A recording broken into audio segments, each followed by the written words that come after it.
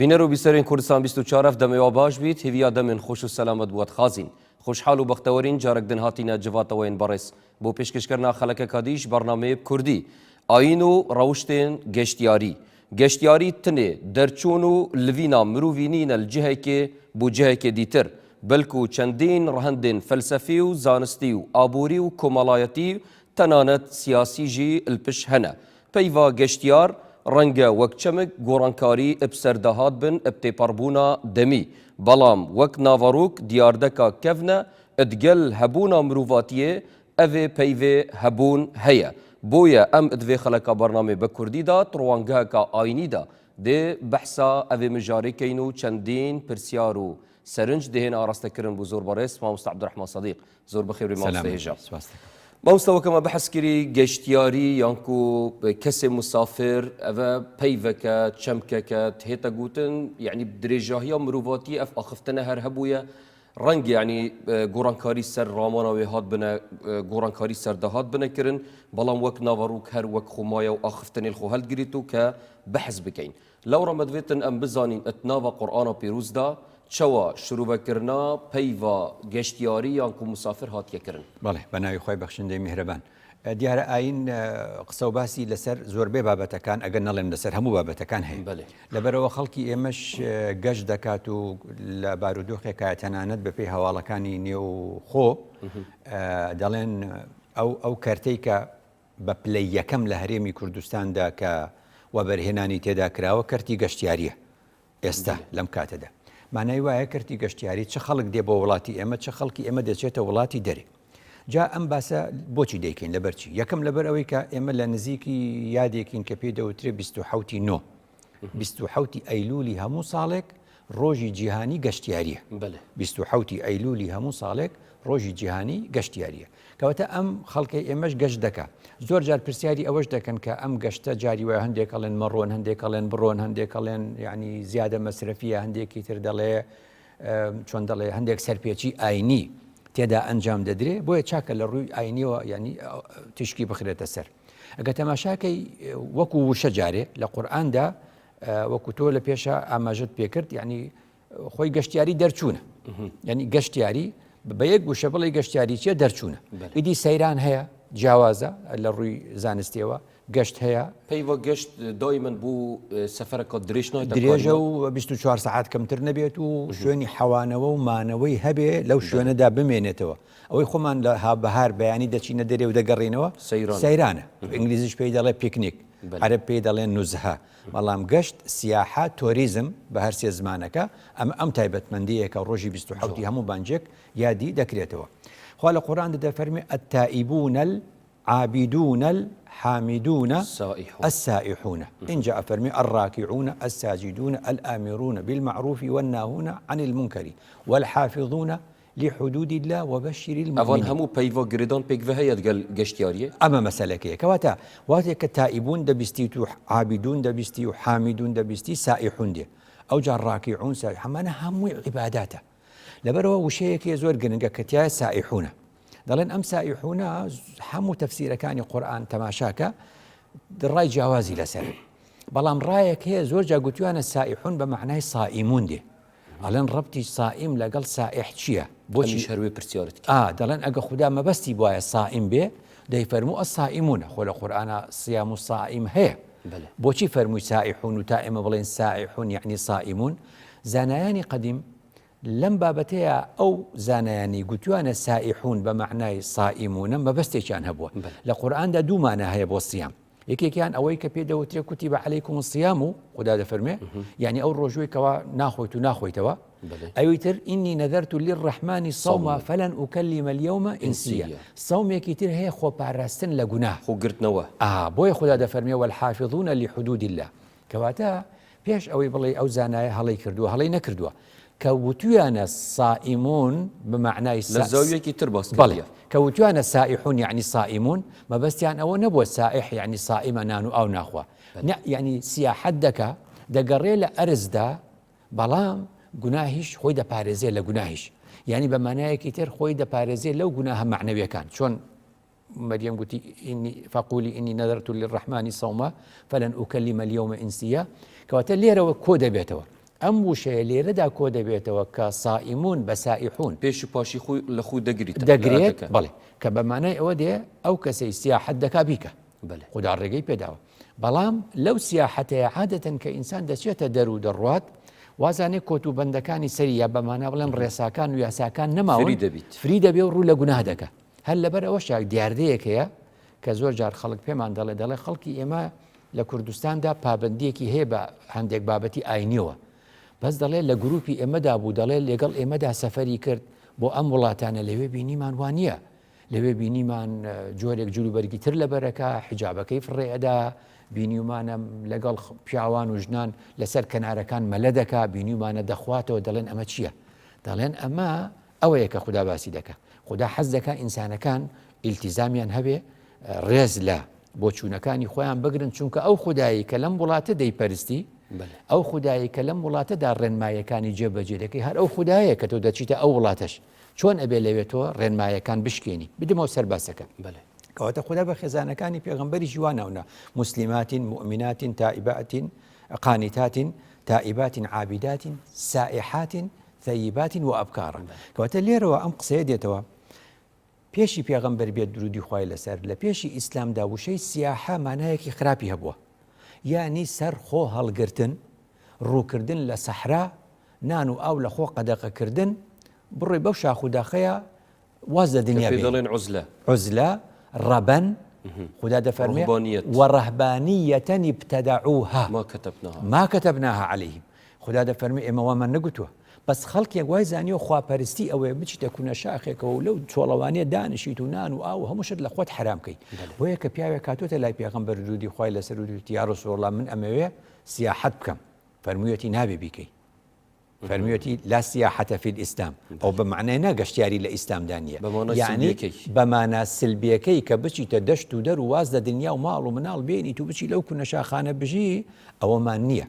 تێکۆشان و خەباتکردن و ژیان لەگەڵ خەڵک و لە نێو خەڵکدا سیاحەتی ئومەتی ئێمەیە ئەوە بۆی ڕاست کردوێتەوە جا لەبەرەوە لە نێو تەفسیرەکاندا جاری وایە ئەڵێن سیاحەت سیامە هەندێک ئەڵێن هیجرەتە هەندێک ئەڵێن تەڵەبەی عیلمە دەچن بۆ خوێندن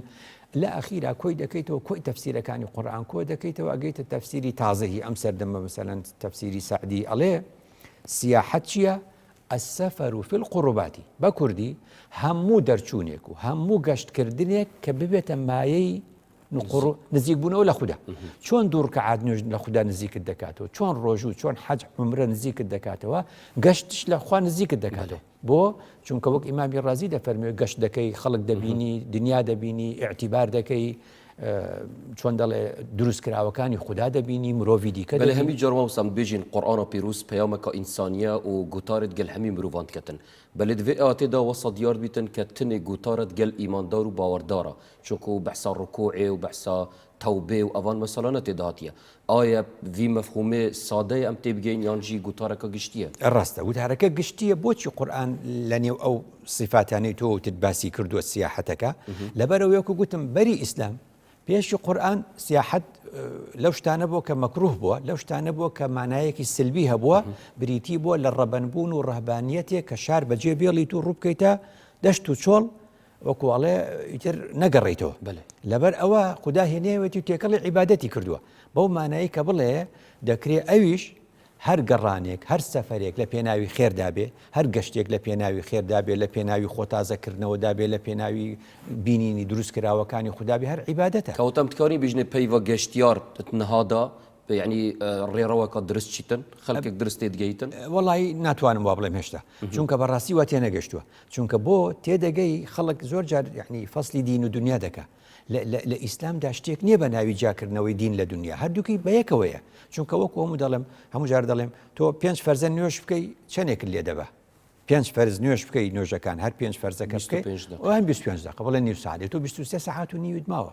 کەواتە هەموو کارێک کە دەیکەی پێغەمبەر ڕوونی کردەوە درودی خوای لەسەر بەیانی کرد هەر کارێک لەم دنیاە کە دەیکەی دەبێ بە عیبادەت بەس نیەتت تایدا بگۆڕی نیەتەکەت چاکەیتەوە ئەبێ بە عیبادەت نان خواردنت عیبادەتە بۆ چونکە تۆ بەو بەهێزکردنەی خۆت دەتوانی خوداپەرستی بکەیت لەبەر کارکردن عیبادەتە بەرنامەمان کردووە لەسەری هەر کارکردن عیبادەتە جوان ئیشکردن عیبادەتە کەواتە ئەم مەفهومە دەبێ گەورەکەیتەوە مەفهومی عیبادەت مەفهومێکی زۆر شامیل و گەورەی ئەوجا لە قورئاندا خوددا فەرمووی فەسیروا فی الأرض فەرمووی فەمشوا فی مەناکیبها فەرمووی فەسیحوا کەواتە مەشی شتێکە و سەیر شتێکە و سیاحەت ئەمانە هەمووی حرەکەتە هەمووی جوڵەیە بە زمانەی هەیە دەکرێت کە لە قورئاندا خوددا دەفەرمێ فەسیروا فی الأرض فيها مثلا سيروا فيها ليالي خدا دفرمي سيروا فيها ليالي وأياما آمنين وشيء آمنين هنا بال سير كأنه ئەگە بگەڕێ لە شوێنێکە یا سەفەرکەی بۆ شوێنێک پێویست دەکە ئەمن و ئەمان هەبێ لە سیاحەتدا فەرمووی فەسیحوا فی الأرض 4 أشهر لەگەڵ یا باسی ئەمانی نەکرێ ئەنی چی دەڵێن زانایان دەڵێن کە ئەنەه ئەمان متەزەمینە ئەمان لەناو فەسیحوا هەیە کەواتە سیاحەت چەمکێکە کەی دەیکەی تۆ دەتوانی کاتی ئەمان هەبێ کەواتە سیاحەت پەیوەستە بە ئەمانەوە ئەڵەن چی ئەڵێن لە هەر شوێنێکە 2 تەقە بکرێت لە هەر شوێنێکە 2 کردەوەی تیرۆریستی بکرێت کەس ناچێت بۆ ئەو شوێنە بۆ سیاحەت تونس توش بوو مسر توش بوو دەبینی کەواتە سیاحەت لە شوێنێکا دەکرێت ئەمانی تێدا بێ بۆیە خوددا وشەی ئەمانی لەگەڵ سیاحەتەکە بەکار نێناوە دەبێ هەر تیای ببێ الهەرێمە کوردستانی ژیەک خاڵین سەرنج ڕاکێشکە خەڵک بەرەف ئێرە تێتن ئەف ئەمانەیە ئەو ئەمانەیە کە هەمیشە خەڵک ڕوو لە ئێرە دەکات لەبەرەوە مەفهومەکە چاکەینەوە بەری ئیسلام و پێشی ئیسلام مانایەکی خراپی هەبوو کە بریتە لە تەرککردنی دنیا ئیسلام هێنایەوە کردی بە عیبادەت دەڵێ بگەڕێ سەفەر بکە گەشت بکە بۆ هەر شوێنێک بەڵام لە بیرت نەچێ ئەو خودایی لە وڵاتی خۆتدا دەیپەرستی هەر ئەو خودایەشە لە شوێنی گەشتیارەکەدا کە بۆی دەچی ئەو خودایی کە لێرەدا بە قسەی دەکەیت و ڕێنمایەکانی جوان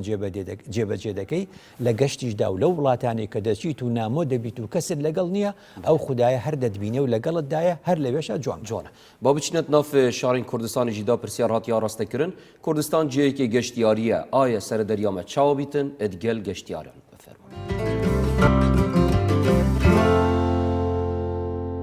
پێویستە لە کاتی پێویستە هاوکاریان بین پێویستیان بەچی بێت هاوکاریان بکەین ئەگەر شتێک ناشارەزام و ڕێنماییان بکەین زەرورە بەپێی ئەوەی کە ئەوان پێیان خۆشەی مە ڕێنمایان بکەین و بە خێراتنی گەرمیان لێ بکەین و ڕێزی پێویستیان لێ بگرین بڕاستی زوریۆ گرنگە دەمێ هەر گەشتیارێک سەردان و هەرێما کوردستانێ دکات ئەم ڕێزی لەوی گەشتیاری بگرین هەروەسا گیانێوی بپارێزین چونکی دەما سەردانە هەر شوێنێکی گەشتیاری دیکات دسەحا کەلتورێ مەکات سەحا عادەت و تەقالیدت مەکات بووە یا پێدویە ئەم ڕێزێ لوە بگرین يعني اف خلقتي تيرت تنيناي بو ديتنا جهد گشتياري دي مروفا بينيگا مروفا ديت ناخوا مروفا پاکجا او اف مروفا کو رفتار جان برانبروان کتن اف گشتيارا پتر دي بيدهاندرك بو کو سردان كردستان بكتن او گشتياراني كينه ولاتي من بيويس رز ل ياسا بگرن بيويس رز ل ولاته كمان بگرن بيويس مش همان شو رز يعني بگرن حزب غريبي نكن اما ولات من زور خوش بيويس اوانش كينه ولاته كمان ولات ماني خوش بي پێویستە ئێمە گەشتیارەکان کێن ئێرە ڕێز لە شوێنەکان بگرن کە تیا ئەحەوێنەوە بە ڕێکوپێکی بێنە ئەو شوێنانە بگەڕێنەوە شوێنی خۆیان ئەنی گەشتیار بیتە سەرچەوەی ژیانێ بۆ وڵاتی یا فەرەوەکی بژی پێتویە سەر هەوڵاتی و گەشتیارتمە جهێت گەشتیاری مەسەلەن گرنگیەکە گرنگی بدەنە گەشتیارە ڕێزێ لێ بگرن نەخواست مەلهاتنەوە بۆ کوردستانێ چکی ئەو دەبیتە وەکی بجە ڕوویەکیوە نیشەمدەن و جارێکۆدی بزەڕنەوە بۆ شوێنت خو مەسەن وێ کەلتوری وێ احترامێ وێ ڕێزگرتنێ بۆ خەڵکێکی دیکە بەحسکەن و پتر گەشتیاری گەشتیار سەردانەوە هەرێمە کوردستانی بکەن ئەمە تشتێکی زوو لە فەر ئەم خەر خەڵکی منطقەی خەر يعني تبقى احترامه وهو بقرين او متين قصده متكن بو سياحتي بو منطقه ما منطقه سياحيه تفضل ما فرابيت تبقى احترامه وهو بقرين يعني تبقى وطف شو ياخذ كينوا كو اكو بشنا محتت ممكن بجم الله في منطقه چند خوش بو خلک ویری هندي بوج بو زیتر چینه فیری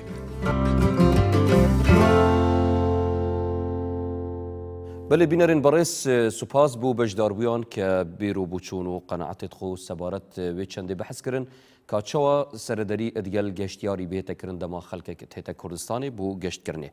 مامۆستای بەڕێز هەمان پرسیار ئەم ئاڕستەی جەنابێتە بکەین سەردەریە دروست سەردەریەکە تەندروست چەوە بهێتەکردن خەڵکی کوردستانی دگەل وان کەساوێت سەردانامەتکەن و بنە میهڤانین کوردستانی بەڵێ زۆر گرنگە یعنی لێرەدا بزانین پێغەمبەر درودی خوای لەسەر وەختی خەڵک دێتە شارەکەی ئەو کە پێی دەوترێ مەکە بە سەفەر و بە گەشت و بە بازرگانی و هەر شتێکی دیکە وەکو نامۆیەک وەکو غەریبێ دێنە مەکە بزانین پێغەمبەر درودی خوای لەسەر چۆن هەڵسوکەوتی لەگەڵیان کردووە کەواتە ئێمە کە لەم وڵاتە دەژین لەم هەرێمە دەژین هەر یەک لە شارێک لە شارەکانی هەرێمی کوردستان خەڵک دێ بۆ گەشتیاری ڕەنگە من و تۆ بڵێن ئێمە سوودێکمان لەو گەشتیارە بینیوە ئێمە نازانین خۆ وا چاکە حکوومەت ساڵ بە ساڵ داتاکانی خۆی ڕوون کاتەوە و بزانێ ئەو پارەی لە ڕێی گەشتیاری هاتۆ چۆنی سەرفەکە چۆن لە خزمەتی هاوڵاتیە بێ هاوڵاتی مافی هەیە بزانێ ئەو بابەتێکی ئیداری و قانونیە بەڵام وەرە بابەتە ئاینێکی من تۆ کە دەچینە نێو خەڵکو و دەچینە دەرێ گەشتیارێک دەبینین ئەم گەشتیارەکە دەبینین چۆن مامەڵی لەگەڵا بکەین بۆ نمونە ئەم مامەڵێ دەبێ چۆن بێ ئەبێ لەوە شەجارێکی تر بیکەینەوە عیبادەت ئەو کارە چونکە گەبەیەکی بڵێ مامەڵەیەکی باشن لەگەڵ گەشتیارێکە بێ ئەڵێ چاوی دەرەهات بنەقم چێ خۆ بۆ لای من نەهاتووە ئەمە لە ڕوویەکەوە بێزاربی ممکنە یعنی تایبەتی ئەف هەستکردنەوە مەزلومیەتی بەرامبەر عەرەبە کەم وەک کورد ینی ئەم نوع عشتانە ئەوترێ بەس ئێمە بینەوە سەر لایەنێکی ئاینی لایەنی ئاینی ئەوەیە کە پێغەمبەر درودی خوای لەسەر خەڵکی ڕوو لە مەکە ئەکە بزان چۆ پێغەمبەر درودی خوای لەسەر لە ساڵی 570 زاینی لەدایک بووە 570 زاینی لەدایک بوو لە ساڵی 590 زاینی واتە وەختێک کە پێغەمبەر درودی خوای لەسەر تەمەنی نزیکەی 19 ساڵ 20 ساڵە ئەو کاتەیە وانە یعنی لە ساڵی 590 شتێک ڕوەدا یەکێ لەو کەسانی کە ڕووی لە مەکە کردو بە گەشت هاتووە بۆ مەکە هێشتا پێغەمبەر درودی خوای لەسەر تەمەنی 20 ساڵە خۆ نەبووە بە پێغەمبەر ئیعلانی پێغەمبەرەتی نەبووە هێشتا 20 ساڵی ماوە بۆ پێغەمبەرایەتی گەنجە ئەو کات پیاوێک دێ بۆ مەکە بە گەشت هاتووە بۆ مەکە یەکێک بە ناوی عاسی کوڕی وائیل ئەچێت غەدری لێکە ئەو پارەی کە هێناوێتی لێ وەرەگرێ و ئەیبا بۆ خۆی ئەو پیاوە چ بکە ئەچێتە سەر گردێکی بڵند و هاوارە کاڵێکا کە من گەشتارم هاتوومەتە ئەم وڵاتەی ئێوە پارەکەتان بردو 6-7 هۆزی ئەو کاتەی قوڕیش کۆبنەوە لە ماڵێکا کە ماڵی عەبدوڵای پێڵێن پێغەمبەر درودی خوای لەسەر ئەچێت گەنجی 20 ساڵی شعور بە مەسئولیەت ئەکا ئەچێت لەگەڵ یانە دانیشێ بۆچی 4 خاڵ بڕیارە دەن لەوێ کە هەر کەسێک هاتە ئەم مەکەیە هاتە ئەم شارەی ئێمە بە هەر مەبەستێک هاتبێ مادام ئەمانی وەرگرتووە مادام هاتوۆتە شارەکەی ئێمە نابێت کەس غەدی لێ بکە ئەو پیاوە گەورەیە کە پیان دەگوت عاسی کوڕی وائیل شاریان خستە سەری هەموو پارەکەیان لێ وەرگرتەوە دایانەوە بە گەشتیارەکە دایانەوە بەو کەسە اینجا پێغەمبەر کە بوو بە پێغەمبەر درودی خوای لەسەر لە پێغەمبەرایەتیا فەرمووی لقد شهدت في دار عبد الله بن جدعان حلفا لو دعيت به في الإسلام لأجبت دەڵێ مسلمانینە کە ئێستا پێغەمبەرم لە گەنجێتیمان لە 20 ساڵی لە ماڵی عەبدوڵای کوڕی جودعان کۆبوونەوەیە کە بوو 6 قەبیلە و هۆزی قوڕیش کۆبەوە بۆ دیفاعکردن لە گەشتیارێک لە مسافرێک کە هاتە مەکە زوڵمی لێکرابوو من ئەو کات بەشدار بووم ئێستش کە پێغەمبەرم بۆ ئەو جۆرە کۆبوونەوەی بانگم کەن بۆ دیفاعکردن لە کەسێکی نامۆی غەریب کە دێتە وڵاتە هەر بەشدار دەبم ئەمە چمان پێ دەڵێ ئەمە پێمان دەڵێ ئەو کەسێک کە دێتە وڵاتی ئێمە یا ئێمەش کە دەچینە وڵاتێکی تر ئەو کاتە غەریبین کەسێکی نامۆین بە وڵاتە ئاسانە زوڵممان لێ بکرێ چەند پێمان ناخۆشە ئێمەی کورد بچینە وڵاتێک بۆ گەشتیاری غەدرمان لێ بکرێ ئەوەندەش ناخۆشە کابرایەک ئەمانی وەرگرتو هاتوۆتە وڵاتەکەی ئێمە هەرێمەکەی ئێمە غەدری لێ بکەین زۆر گرنگە مەسەلەن ئەو کەسێک کە پێغەمبەر درودی خوای لەسەر لەو هاوپەیمانەیە کە بەشداری کرد بۆ بەرگریکردن لە مافەکانی ئەو کەسەیە کە هاتوۆتە شارەکەی ئەوە لە هەمان کاتە بۆ پاراستنی سومعەت و نازناوی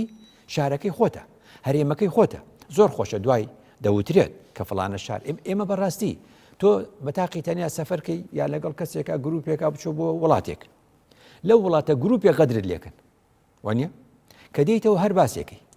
هەر ئەڵێ خەڵکی ئەو شارە زۆر خراپن هەموو شیوانە بۆ گروپێکە بەس ئەو نەزڕە بێتە گۆڕین بەرامبەر کۆی وڵاتەکەش حتا حاجی ئێمە خەڵکمانەیە خەڵکی زۆرمانێ حەجی کردووە خەڵکی ئێمە لە هەموو حاجی بپرساڵن خەڵکی مەکە باش نییە خەڵکی مەدینە باشن خۆتەبان حاجی ئێمە لەگەڵ هەموو خەڵکی مەکەدانە نیشتووە بەس لە بازار و دوکاندارەکانە کە ئەوەی بینیوە بۆتە خراپ بۆ خەڵکی مەکە هەڵەن خەڵکی مەکە خراپە مەبەستی دوکاندارەکان هەندێک لە دوکاندارەکانیشە تعبیر لە خەڵکی ئەمە زۆر گرنگە کەواتە پێغەمبەر درودی خوای لەسەر لە پێناوی دیفاعکردن لە مەزلوم کە دێتە شارەکەی لە پێناوی پارێزگاریکردن لە مافەکانی لە پێناوی پاراستنی سومعەتی شارەکەی کە پێدەوترێ مەکە لە پێناوی هاوکاری ئینسانی لەگەڵ غەیری ترا کۆ دەبیتەوە بۆ هاوکاری ئینسانی کەواتە ئەمە پێغەمبەر درودی خوای لەسەر فێری ئێمەی کرد کە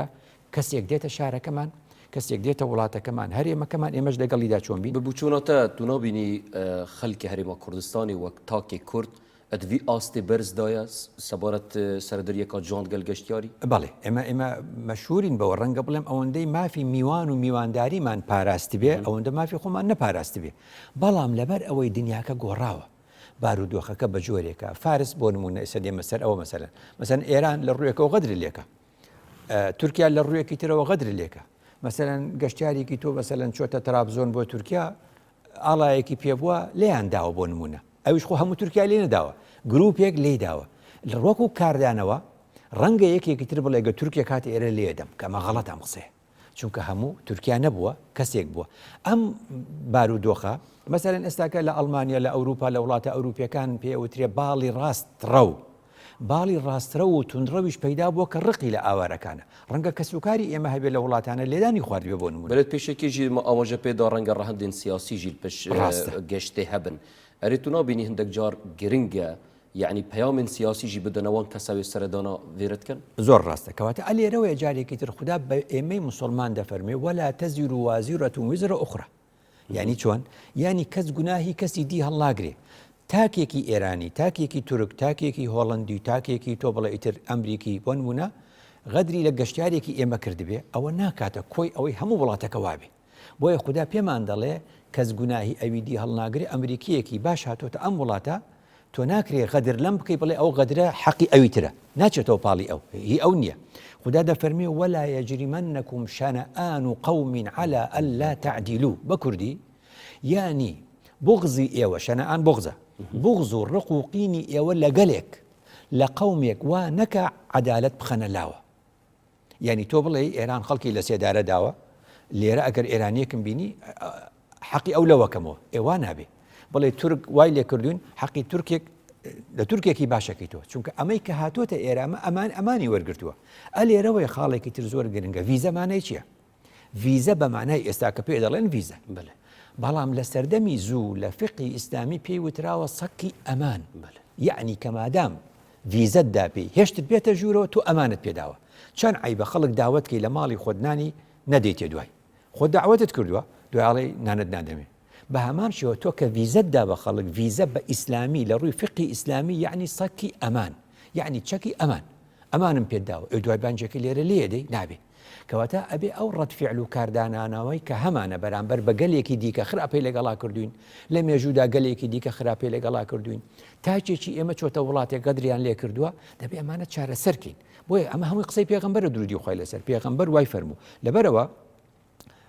کە خوددا فەرمووی وەلا تەزیر و وازیرەتون وزرە ئوخرا کەس گوناهی ئەوی دیکە هەڵناگرێ کەواتە هەر پێغەمبەر فەرمووی کولکم ڕاعین هەمووتان چاودێرن هەمووتان ئەخرم قسەی بۆ من نییە بەتەنیا بۆ منەوە بۆ تۆیە بۆ هەر کەسێک کە بە خۆی دەڵێ ئینسان بە خۆی دەڵێ مسلمان کەواتە کولکم ڕاعین ئەوەیە کە گەشتیارێکمان لەم وڵاتە بینی تەکسیە گەدری لێکە تەکسیە گەشتیارێکی ئافرەتی برد بێ بۆ دەرەوەی شار و دوای دەست درێژی کردبێتە سەری تاکێکە وای کردووە تاکێکە وای کردووە هەموو شۆفێری ئێمە وای نەکردووە دەبێت سندیکای شۆفێران پێکەوە بەرگری بکەن لەو ئافرەتە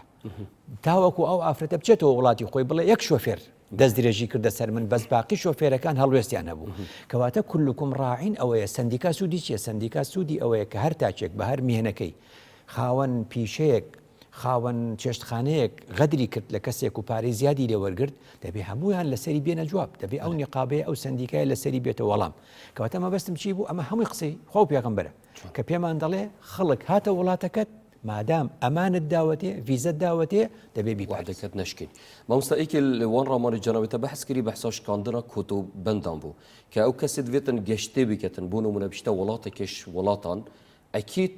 مەبەستاوی چەندێکیتن کە ئەف دابوو نەریتێت ناف کۆمەلگاوی داین بووینە کۆتۆبەند سەروی بچتە وڵاتێکی دیکە وانە نەهێلیتن تۆزێک ئیسراحەتێ بکەتن ئەرێ ئەvە شتێکی نەی ڕەوایە ئەگەر کۆتوبەندەکە مرۆڤ دروستی کردبوو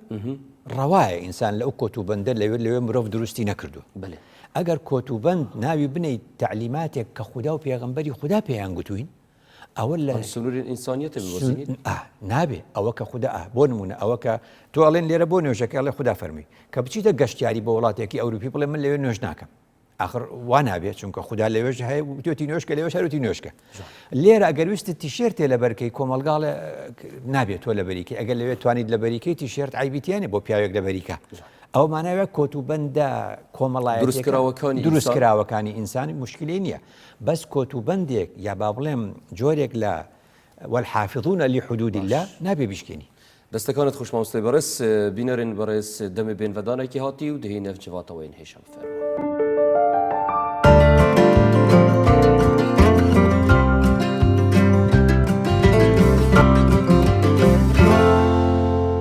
بینەرن بەڕێز دووبارە سڵافوە بن بەرداوامین بوو پتر دەرەجە پێدان ئلدور تەوەری هاتیە دەست نیشانکردن ئاین و ڕەوشتێن گەشتیاری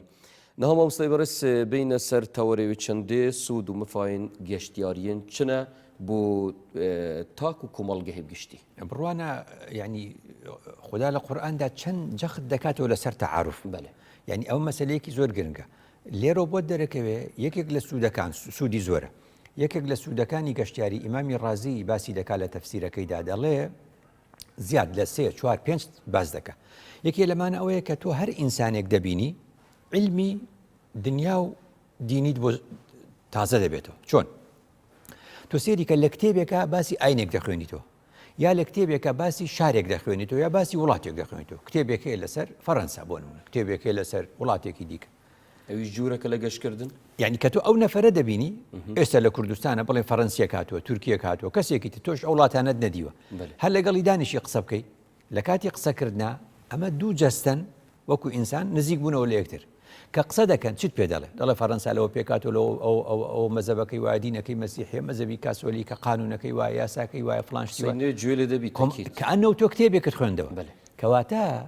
کتێبێکەیە بە ناوی مەدەنیەت حەزارەت چی دەڵێ تا ساڵی 1954 زیاد لە 200 پێناس هەبووە بۆ الثقافە یعنی کەلتور یعنی ڕۆشنبیری یعنی کەڵچەر بەڵام ئەڵێ لە سەردەمی گلۆبالیزیشن سەردەمی ئێستا کە مرۆڤ بە ئاسانی بەیەک دەڵێن کەڵچەر یەکسانە بەچی یەکسانە بە کۆمیونیکیشن یعنی بەیەکگەیشتن یعنی کەڵچەر و سەقافەت و ڕۆشنبیری یەکسانە بەیەکگەیشتن ئەگەر هیچ کتێبێکت نەخوێندەوە هەر ڕۆژی هەر ماوەی ناماوەیە کەسێکت بینی خەڵکی وڵاتێکی دی یا خەڵکی شارێکی دی ئەبێتە مای سەقافەت بۆ تۆ تەنانەت ئەو 1,800,000 ئاوارەی ناوچەی ناوەڕاستی عێراق کە هاتنە کوردستان لە تەلەڤیزیۆنە بیان بینەکە قساکەن ئەڵێن ئێمە نەمانزانیوە خەڵکی کوردستان ئاوان ئەم سیفەتە باشیانێ کە مامەڵەمان لەگەڵیان کرد کە هەڵسوکەوتمان لەگەڵان کرد ئەوجا بۆمان دەرکەوت کەواتەی خاڵی یەکەم بەیەکگەیشتنە بۆ لە یەکگەیشتن بەیەکگەیشتنە بۆ لە یەکگەیشتن ئیدی حکومەت ئارەزوی خۆیەتی مەسەرەن لە مەسەلە مادیەکانە وای لێ نەیە گەشتیاری وا تێ بگەین حتا حکومەت نابێ وا تێ بگە گەشتیاری بەس پارێ 2 ملیۆن گەشتیار هاتوو ئەوەندە ملیۆنمان دەستکەوت دوای بەشێکی بریتە لەم بەشە واتاییە لەم بەشە سیاسیە ناو ناتۆری چ بهێتەکردن ناو ناتۆری خراپ بە ئێمەوەیە قسەی خراپ لەسەر ئێمە وتراوە ئێمە چۆن ئەمانە ڕاست دەکەینەوە لە ڕووی سیاسی لە ڕووی ئابووری لە ڕووی هەموو بابەتان ڕەنگە لە نێو پەرلەمان و پەرلەمانتەر نەتوان قسە بکەن بەس پەرلەمانتاری بە گەشتیاری دێتە ئێرە ئینسان قسەی بۆ بکە و بارودۆخی ئەم وڵاتی پێ بڵێ چۆنە و چۆن نییە لەوێ کاریگەری هەیە سەر دەنگدانەکەی جۆری دەنگدانەکەی کەواتە ئەو بە یەکگەشتنە بۆ لە یەکگەشتنە تعارف عرف خدا دەفەرمێ وأمر بالعرف کەواتە عرفی گەلانیش جیاوازە وەختێک تۆ گەلان دەبینی هەست لە ئەنجامی قسەکردن و بە یەکگەشتن عرفی ئەوان دەبینی بۆیە کە دەچیتە وڵاتێک زۆر گرنگە بخوێنیتەوە یاخود ئەو کەسەی کە پێی دەوترێ ڕابەری گەشتیاری کە لەگەڵتە ئەبێ ڕێت پێ نیشاندا بڵێ لەم شوێنە لەم ساتە وەختە ئەم جۆرە پێکەنی لەم بانایەکی خراپی هەیە یا بێ پێت بڵێ ئەمڕۆ ڕۆژی ئەوەندەیە ئێمە هاتوین بۆ ئەم وڵاتە ئەمڕۆ ئەوان یادێکی کارەسات باریان هەیە وەکو ئەوەی کەوا خەڵک لە 4 بێ بۆ کوردستان بۆ گەشتیاری ئەبێ پێی وترا بێ 4 ڕۆژی کارەسات و خەمباری نیشتیمانی ئێمەیە کە ئەنفالە لەم ڕۆژەیە گەشتیار بەناو بازارە بۆ نمونە گروپێکی گەشتیاری ئەجنەبی بەناو بازارە بگەڕێ و تەپڵ و زۆرنال لێدا و شایی بکە پێچەوانەی بارودۆخی دەرونی ئێمەیە لەو ڕۆژەدا ئێمەش بە هەمان شێوە کە دەچینە شوێنێکی دیکە دەبێ ئاگاداری ئەو بارودۆخە ببین سوودی سێم حیوارە حیوار فەرقی چیە لەگەڵ قسەکردن یعنی من بە تۆڵم ئەو کاغەزەم بەرێت تۆ شەڵی فەرم ئەمە حیوار نەبوو ئەمە فرمانە ئەڵێن ئەلف بە بائی گوت ئەوەم بدەرێ بائیش ئەوەی پێدا ئەمە جۆرێکە لە فرمان حیوار حەوەرە محاوەرە ئەوەیە کە وەرگریت و بدەیتەوە یعنی قسەکە هەر بەردەوامی هەیە بۆیە دەڵێن ئەگەر دانوستاندن. بەڵێ ئەڵێن ئەگەر بتانی فرمان بکەی بە وێنە وشەی فرمان بکەی بە وێنە ئەیکەی بە هێڵێک بەو ئاراستەیە هێڵێکی دیش بەو ئاراستەیە دوو هێڵی ڕاستە ئەگەر بتەوێ حیوار وێنە بکەی بازنەیە دروستەکەی ئەکرێت بکەینە هێلێکی سۆروشین یعنی بە مەمانەیەکی ئەڵێ بیکەی بە دوو هێڵی ڕاست دەچوو دەڕۆ ئەوە هێڵە ڕاستەکەیە بەس حیوار چییە؟ حیوار بازنەیە کۆتایی پێنایە یعنی ئێمە حیوارێکمان چۆن بەرنمەیەکی ئەڵێ ماوێتی ئەم بابەتە یا مەقالێک لە بنەوە ئەنووسێ ماوێتی ئەوەیە کەواتە مەسئلەی حیواریش بۆیە خوددا لە قورئان دەفەرمێ قال له صاحبه قال له صاحبه تەواو بوو هاوڕێکەی پێی گوت بەس خوددا وشەیەکی بۆ زیاد دەکات دووش ئەڵێ وهو يحاوره ئەو زیادەیە قال له صاحبه وهو يحاوره أكفرت بالذي خلقك من کەواتە ئەگە وهو يحاوره دەرکەی مانەکەی هەر تەواوە بەس بۆ خوددا دەفەرمێ وهو يحاوره یعنی چاوەڕێی وەڵامی ئەویش دەکا هەیە قسەیەکت بۆ دەکا و چاوەڕێی وەڵام ناکە هەیە لە کۆڕ و سیمینار پرسیارت لێ دەکا و دوای خۆی ئەڕوە ئەڵێ ئەڕۆ فلانە کەس برادێک و پرسیاری کرد ئەڵێن وەڵە دەرچوو ڕۆی ئەمە حیواری نەویست تاکڕەوی حیواری نەویست هەر تاکڕەوی قسەیەکی کرد و ڕۆی کەواتە حیوار بازنەیە وەردەگری و دەدەیتەوە وەردەگری و دەیتەوە بە بەردەوامی هەیەی ئەوجا جۆرێکە لە دیبلۆماسیەتی شعبی یعنی ئەڵێ پەیوەندەکانی دەرەوەمان وەزارەتی دەرەوەی عێراق نازانم چۆن لەگەڵێکا قساکەن ئەوە دیبلۆماسیەکانن قساکەن جاری وا هەیە ئاشتی بەچی دروستە بێ مامۆستایەکی زانکۆی ئەجنەبی دێتە ئێرە لەگەڵ مامۆستایەکی زانکۆی ئێمە دوو جۆر قسە دەکەن ئەو مامۆستای دەیکا بە مەقالەیەک دەینووسێتەوە لەو وڵاتە دەگاتە کار بەدەستان و بڕیار بەدەستان لەوێ بڕیارێکمان بۆ دەرەچێ زۆر شتی کورد هەیە لە ڕێی سیاسەکانەوە نەکراوە لە ڕێگەی پەیوەندی کراوە لە ڕێگەی دیبلۆماسیەتی گەلانەوە کراوە لە ڕێگەی دیبلۆماسیەتی شعبیەوە کراوە خەڵکی ئێمە کە تێکەڵ دەبێ جۆرێک لە دیبلۆماسیەت دروستەکە یعنی چییە ئەبێتە نوێنەری گەلەکەی ئەگەر تۆ تەنیا گەشتیاری کورد بووی لە ئەڵمانیا لە شارێکی ئەڵمانیا باوا بڵێ لە شارێکی ئەڵمانیا لە گوندێکی ئەڵمانیا لە شارۆچکەیەک لە باژێڕێک تۆ تەنیا نوێنەری کوردی لەو کاتێ بزانێت چەند گوناهبار و تاوانبارە بی ئەگەر وێنەیەکی خراپی کورد پیشاندەی چەند تاوانبار و گوناهبارە بی وێنەیەکی ناشرینی مسلمانەتی پیشاندەی ئەڵی مسلمان ئەفوای هوشیاریە جەنابێتە بەحث کە سەبارەت بێ چەندەی کە زانیاری دروست ببن ناوە گەشت تێدا ئەرێ ئەفوایە ئەب چ ڕێوشین دەهێتە بەڵافکردن و بۆ خەڵکێکی دێ بیدە پراکتیس ژیانەوەی بەڵێ لە ڕوویەکان ئەوەیە کە وەزارەتێک هەیە بە ناوی وەزارەتی شارەوانی و گەشت و گوزار دەستەیەک هەیە بە ناوی دەستەی گەشت و گوزار دەبێت ئەم ڕێنمایانە بدە دەبێت چەندین خول بکاتەوە بۆ خەڵکی ئێمە دەبێت ڕابەری گەشتیاری ئەم ئیشانە بڵێ مامۆستای ئاینیش کەم تەرخەمی نەکردووە مامۆستای ئاینیش لە وتارەکانی ئەم باسانەی کردووە بەرنامەی وەکو ئێمەمانان کە ئەزانین 27 مانگ دێ دەستەی گەشت و گوزار قسە دەکا و دەڵێ یەکەم کەرتم لە کوردستاندا کەوا گەشتیاریم پەرە پێداوە ئێمە دەڵێن ئەوە لە ڕووی مادی ئەوە بەڵام ڕۆ ئاینەکەشی زۆر گرنگە چووکە تاکی ئێمە کە گەشت دەکا و یا گەشتیار بۆی دێ زۆرینەی خەڵکی کوردستان مسلمان و ئایندارە باشە مرۆڤێکی مسلمان مامۆستا کە چاوە سەردەریە دیگەل کەسێکی بکەتن کە ئەسڵەن سەردینەوی و سەربیر و باوەڕی توینیە بەڵام گەشتیارت نافەڵاتەویدا ئەو باسێکی زۆر گرنگە کەواتە وەکو گوتم ئەو برادەرە بۆ هاتۆتە ئێرە بەکو گوتم ڤیزەت داوەتێ بەمانە ئەمانت داوەتێ ئەو کاتە ئەو کەسە بێ باوەڕش بێ خدا دەفەرمێ وئین ئەحد من المشرکین استەجارەک فأجره بۆ حتى يسمع كلام الله تۆ بێت لە خوات بوێ ئەبێ من و تۆ لە خوامان بوێ بێ باوەڕێکی گەشتیار بێتە ئەم وڵاتە بۆچی فرسەتێک نییە بۆ ئەوەی کە تۆ دوو قسەی خێری دینداریەکی جوانی کوردانی بۆ بکەی بڵێ ئێمە ئاوا لە دین گەشت ئەگەر بوو نەکەتیش بەڵام هەر ئازادی بمینتەوە چاوەیە قەچێکە یعنی مەبەستم ئەوە بتوڵی چۆن مامەڵی لەگەڵام بکە یعنی ئەو مامەڵە جوانی کە تۆ لەگەڵی ئەەکەی نابیتە نوێنەرێکی جوانی ئایندارێکی پاکی جوان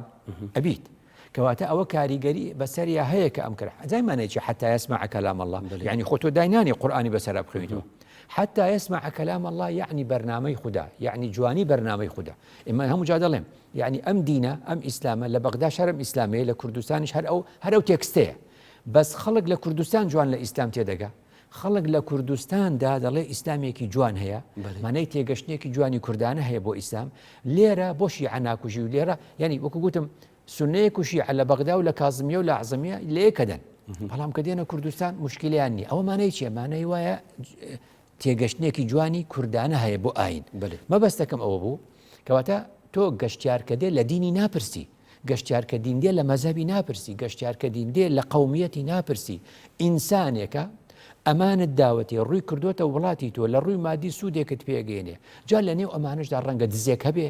ڕەنگە مزەویرێک هەبێ پارەی تەزویری هێنابێ غەشمان لێ بکە ئەمانش هەیە بەڵام ئەو یەکە نابێتە کۆی ئەو 2 ملیۆن کەسێک کە هاتوونە بله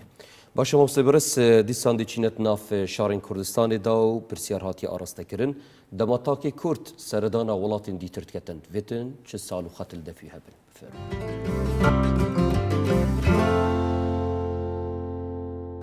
بێگومان ئەvە ژێ زوریا گرنگە دەمێ هەر کوردێک سەردانە هەر وڵاتێکی دکات عادات و تقالیدت وی وڵاتی بپارێزیت شێوەیەکێ ئارام ئەلوی وڵاتیدا ڕفتارێ بکات ڕێزێ لە عادات و تقالیدت وی وڵاتی بێتەگرتن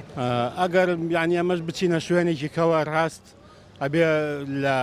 دەستور و یاسای ئەو شوێنە بزانین ڕێز لە یاسای ئەوان بگرین ڕێز لە دابوونەریتی ئەوان بگرین وەکو کەسێک بزانین ئەوان چۆن تەعاملەکەن ئێمەش بۆ جۆرێک تەعامل بکەین یاساشکێنی نەکەین لەو شارە بتوانین بە شێوەیەکی ڕۆشن بیرانە بە شێوەیەکی سەردەمیانە ئێمە ئەمانەوێ مەسەلەنەگە گەشتکەین بۆ شوێنێک کاتێکی خۆش بەسەر برین ئەگەر ئەم چوینە وڵاتێکی مەڕێز مافیوان و یاسایوان و عادەت و تەقالید و کللتوریوان گرت دێ بیتە هەندێک و دیارکردە کەساتیە مرۆڤی دیارکردە ئەو نەتەوێک و مرۆڤ لێ ڕاهاتی بە هەمان شێوە چۆن ئەوان کێن ئێرە ئێمەژەوێ بە هەمان شێوە کە چوینە هەر وڵاتێک ڕێز لە یاسا و یعنی ئەو وڵاتە بگرینە بێ حرمەت لە ئەو شوێنانە بگرین کە ئێمە بۆیە ڕۆین بە هەمان شێوە ئێمە چۆنەکەین ئەوانشە بێ وابن پێتویە سەرگەشتیارە تاریمە کوردستانێک و گەشتن دەرەوەی وڵاتیتکان ڕێزێل گەشتیارە بگرن یعنی وەکی بێژی ڕێسا و یاسایەت وی وڵاتی بگرن یەت گەشتیاری دەکو ڕوویەکیوانی شێ بدەن کومە وەکی بژێ ئەف ئەتەکێت و زانینەوە گەشتیاریە یعنی بێتە بەرەوردکردن بێتە لێکدانەوەت گەل گەشتیارە تاریمە کوردستانێ کوردستان بەلکی ببیتە جێهێوێ هەندێک و کەلتورێ مە و کەلتوری وە تێکەل ببیت یعنی ئەویش سەردانە هەرێمە کوردستانی بکەن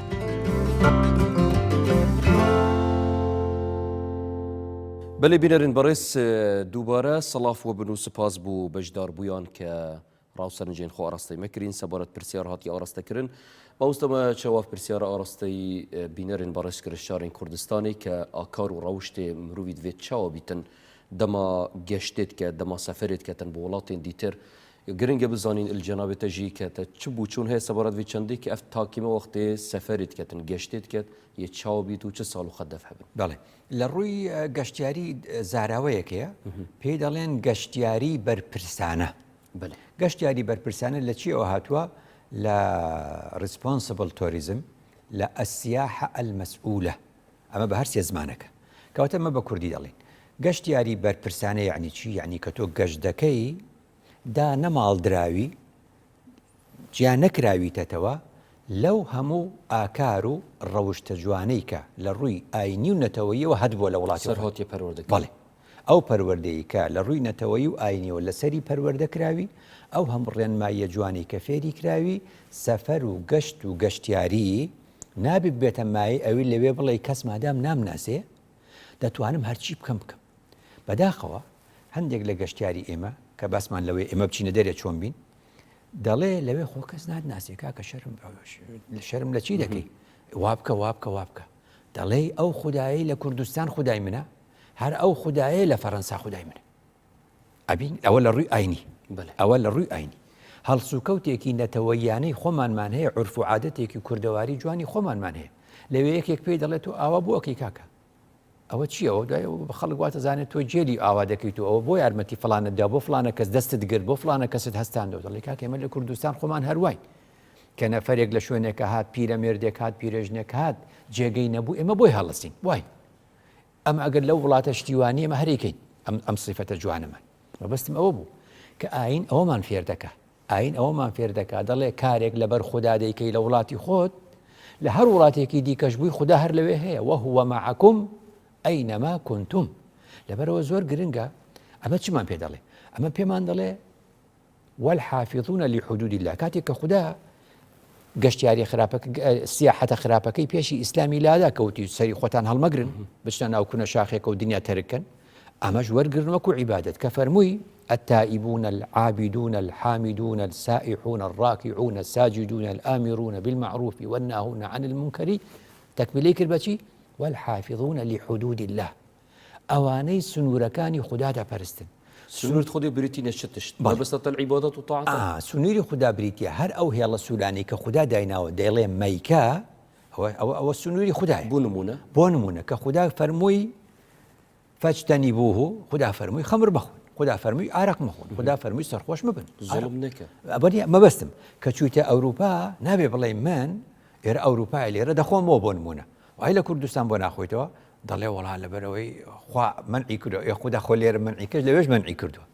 ئەمە بەستم چی ئەوە حدودی خوایە یعنی ئەگەر لێرە ئەو کەسە دوور لە ڕووی بینەران کارێکی بەدڕەوشتی و شتێکی لەو جۆرەی نەکرد وانە دەڵێ بۆ دەڵێەوە خوددا قەدەغی کردووە بەس کە چۆ ئەوروپا گوتی لەوێ ئافرەت زۆرە و نازام چی زۆرە ئەو کارانەی کرد خوددا ئێرە هەر خوددا ئەوێ ئەمە حدودی خوددایە نابێ ئەم حدودانە بشکێنی جا خوددا بۆچی مەبەستێتی دەڵێ جا بە قازەنجی چییە بە شەرواکە دەزانی خوددا ئەڵێ کە دەفەرمێ وەلەقەد کەڕەمنا بەنی ئادەم تۆ بێنە بەرچاوی خۆت و بە عەمەلیش کردوتە کاتێک کە تەنیا دەبی ئەو شتەی کە تەنیا دەبیتەوە خوددا نەبێ کەسی دیکە ئاگای لێت نییە دەتوانی هەموو شتێکی خراپیش بکەی کە نایکەی دەڵێ لەبەر خوددا نایکەم هەست بە بەڵندیەکی یەکجار گەورە دەکەی هەست بە دڵخۆشیەکی یەکجار گەورە دەکەی هەست بە کەرامەتی خۆت دەکەی هەست بەوە دەکەی تۆ ئینسانێکی زۆر گەورەی ئەمە هەموو هەستمان پێی کردووە کاتێک کە دەکەویتە غەریبی لێرە باوکوت گوتێتی جگەرەمە کێشە بەس ئاینیش نەبێ حتا ئاین نەبێ کە دەچێت دێرە جگەرەت کێشا زانمانێ چیە یعنی ڕێزت لە باوکت نەگرت ئەبینی چونکە وایە هەر لەبەر ڕێزگرتن لە باوکت ئەنجداری دوور لە ئاینیش ینی ئەبێ لەوێژ نەیکی کەواتە ئەو کاری کە ئینسان لە نهێنی ئەو کاری ئینسان لە وڵاتی خۆیدا نایکەوە پێی شەرمە دەبێت لەوێ شەجارێکی دیکە نیکە مدویاوی چەندی بژمەجانەوە تەمام سێبەرس یعنی vêgavkê بیتن تاکێکی کورد هەبیتن نە مسلمان بیتن یزیدی بیتن یان برایکی مەسیحی بیتن یان هەر کەسێکی دیتر بیتن ئەری وەک تاکی کورد vê çi akarek bi hebitin demam سەردەری دگەل گەشتێ ئەویش بە هەمان شێوە تۆ ئاینێکم بۆ بێنە ئاینێک نییە بە پەیڕەوکارانی خۆی گوتبێ دووڕوو بن لە شوێنی خۆتانە باش بن لە شوێنی دەرێ باش بن ئێزدیەک لە کوردستاندا چۆن هەڵسوو کەوت دەکا و ئاینەکەی خۆی چۆن پێی گوتووە هەڵسوو کەوت بکە زەرت بۆ کەس نەبێ زیانت بۆ کەس نەبێ ژینگە بپارێزە لە ئەوروپا هەروە دەکە دەبی هەروە بکە ئەویش بە دینەکەی خۆی وانە کەواتە هەموو خاوەن ئاینەکان نایدۆزیتەوە پیانی گوتبێ بڕۆن خەڵک بکوژن وا بکەن هەمووی باسی ئاشتیە کەواتە هەر کەس بە ئاینی خۆی من و تۆ باسی ئاینی ئیسلام دەکەین ئێستا کە باسی ئاینی ئیسلام دەکەین کە ئیسلام پێت دەڵێ ئەمە سنوورەکانی خوددایە لەبەر بەرژەوەندی مرۆڤەکان پێی گوتووی ئەم سنوورانە مەبەزێنە لە کوردستانە پەیڕەوی دەکەی ئەبینی ئەبێ لەوێشە پەیڕەوی بکەی جا لەوە مەسەلەن جارێکی تر مەسەلەن تۆ دەچیتە چۆ ڕاستە چوویتە وڵاتێکی تر ناوێکی تری هەیە ناوی ئەڵمانیای بەس ئەم ئەرزە ئەرزی خوددایە فامشوا فی مناکبها خۆ ئەو ئەرزەش هەر ئەرزی خوددایە کەواتە ئەگەر لێرە ژینگەت پیس نەکرد نابێت لەوێ بڵێ وەڵامە وڵاتی خۆمە وڵاتی خۆم خۆشێ لێرە پیسی ناکەم بەس لەوێ ئەو ژینگەیە پیس دەکەم یا ئەو گەشتیارش بێتە ئێرە عکسەکەی بکە هەر غەڵەتە بۆ چونکە دوجار پێش ئەوەی ئەوێ ئەڵمانیا بێ و ئێرە کوردستان بێ هەمووی ئەرزی خوددایە هەمووی ئەرزی خوددایە کەواتە تۆ ناوێ ماڵی خوددا پیسکەی کەواتە ئەگە بەم مەفهومە تەماشای ژینگە بکەی تۆ لە سەفەری شاکە دەچیتە وڵاتانی تر ئەم کارە ئەنجام نادەی کە ئەم کارت ئەنجام نەدا و ژینگەت پیس نەکرد ئەمرێکی خوددا جێبەجێ کرد بوو بە عیبادەت بوو بە عیبادەت ئەمە کە هەر ژینگە پیس ناکەی بوو بە عیبادەت بۆیە کاتێک ئێمە دەچینە وڵاتێکی تر زۆر گرنگە ئێمەش ڕێز لە عورف و عادەتی ئەوان بگرین بە تەواوم ئەو قسە بڵێ ماوسێ بەڕێز ئەم وەک کورتە گوتی ئەم پاراستنی لەسەر کللتوری خۆ بکەین سەر ئاکار و ڕەوشتن خۆ بکەین دەما بچینە دەرەوە بیتن هەندێک ئاکارێن مە هەندێک کللتوری مە بۆ هەندێک گەلانên دیتر ئستیفزازی بیتن ئەرێدوی دەمەیدا چ بهێتن نایکەین ئەگەر شتێک ئستیفزازی بوو بۆ ئەوان نایکەین خوددا بۆ خۆی فەرمووی يعني ولا تسبوا الذين يدعون من دون الله فيسبوا الله عدوا يعني خدا ده فرمي جون ببتكاني بتبرستان مدن نبدا جون بخداي توبدن كواتب همان شي وتو چند بينا خوش ليري چ كلتوري توبن بيبكا جير بيبكا و بيشيل بكا توش بهمان شي ولا بي كلتوري اوان جير بينكي اگر برواشت بينيه اگر برواشت بينيه او كلتوري اوان جاي ما كدا چينا دري و خلق ده چتاوي اما دبينه نونر اسبزانا يكي لو كتباني لبشتمانه جهنمي مامستا مصطفى بەزەڵمیە بەڕەحمەت بێ لەو کتێبەدا چی نووسیوە خوێندووە کاروانی ژیانم لە کاروانی ژیانم دوو نەما بۆ دێنێتەوە دەڵێ وەختی من لەگەڵ خێزانم بۆ چارەسەر چوومە پۆڵەندا لە بیرمان چوو هاتین دەرێ هەندێک پیاسە بکەین لە بیرمان چوو ینی لە ناو ژوورەکەمان کە ژوورەکەمان داخست و هاتینە دەرێ هەر لە ناو کاونتەرەکەی ژوورەکەمانە $1000 و نازانم چی هەندێک پارەمان بەجێ هێشت دوای دەرێک بەپەلە هاتی نەوتوان بەخوایسە پارەکەمان ئەو منەزیفەیە ئەو کەسێ ئەو ئافرەتە ئەو پیاوەی کە دێ ژوورەکە پاکەکاتەوە پارەکەی دزیبێ هاتینەوە ژوورەکەی خۆمان دەست لە هیچ نەدرا ئەڵێ ئەمە چی بەوەڵێ ئەمە خۆ مامۆستا مستەفا زەڵمی بەڕەحمەت بێ هەموو پۆڵەندای نەگەڕاوە کە پۆڵەندا ئەو کات شوعی بووە نموزەجێکە بەڵام ئەم کردێ نێو کتێبەکەی لە نێو ئەو کتێبە نمونێتری هەیە دەڵێ کە لە میسر دەمخوێن مسری مسلمانی 1956 مسلمانە و ئەزهەری لێیە و من چوومە بۆ ئەزهەر دکتۆرا لە شریعەت بێنەوە چوومە بۆ خوێندنی ئەوێ کە لەوێ چووم هەستم کرد چایەکەی ئەوان زۆر تاڵ و ناخۆشی هاتمەوە لە کوردستان لە عێراق چای ئێرەم برد کردمە ناو جانتاکەمەوە قفڵشم لێدا بردمە ئوتێلەکە هەتا هاتمە خوار و هەندێک حسابات وشتم کرد گەڕامەوە قفڵەکەیان پێ نشکا بوو جانتاکە کە نەوعێکە لە قوماشەوە بە چەقۆ بڕی بیان بنەکەیان لێ کردووە هەموو چایەکەیان دزی بوو وتی هاتمەوە لای خاوەنی ئوتێلەکە پێڵم کاکەوە جانتاکەیان دڕاندوو چایەکەشیان بردووە هیچی تریان نەبردووە ئەوەی تیا بووە ئەڵێ خاوەنی ئوتێل پێی گوتم کاکە 20 کارمەندم هەیە لەم ئوتێلە من کامی یەخەی کامیان بگرم ناتوانم ئەوەش خۆ وڵاتێکی مسلمانە کەواتە مامۆستا مستەفا زەڵمی لەو کاروانیشان ئەو دوو نمونەی نووسیوە ئەو کاریگەر بووە پێی من و تۆش وامان لێ دێ کەواتە ئێمە کوردین ئێمە مسلمانین ئێمە ئینسانین کاتێککە دەچینە وڵاتانی دی ئەم سێ ڕەهەندەمان لەبیر نەچێتەوە ئینسانیەت ئیسلامیەت باش کورد بوون دەستێتت خۆش مامۆستای بەڕێز زۆر سوپاسی یا جەنابێتت کەین هەر ساخ و سەلامەت بی بینەرن بەڕێز وی ئەوەی دینە دومایەوەی خەڵکی و زۆر سوپاس بۆین بەڕێز سوپاس بوو هەفکارن بەڕێژی ببینم خێر و شاد تا خەڵەکە دی بین نەفەی خدای مەزن بپارێزیتە